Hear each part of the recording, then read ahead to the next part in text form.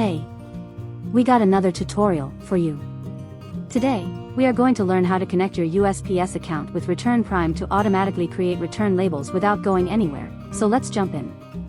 Before we start, we want to let you know that USPS requires reapproval of your account even if you have been using them earlier on any other app, so the activation will not be instant and we will have to wait for the approval from USPS team.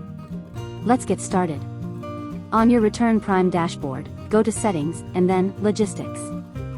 Find USPS from the list and then click on the blue Activate button next to it. To connect your USPS account, you need to have a WebTool ID. If you don't have a WebTool ID already, just hover over the question mark icon and click on the link there. Fill in all the required information and hit the Submit button to get your WebTool ID. You also have to enter your returns address, and USPS recommends validating the address before submitting it for approval. In case you haven't done that earlier, just click on the question mark icon next to the company return address field and follow the instructions. Fill in all the required information.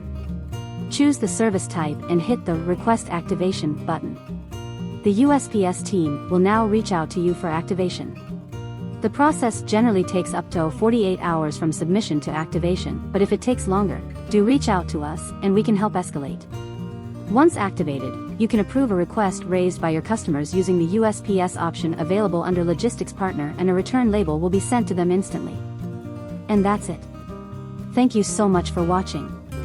If you have any kind of questions, issues during the process, feel free to drop an email to us at help@returnprime.com or make use of the live chat option available on your Return Prime dashboard, and we promise to ensure everything is up and running for you instantly.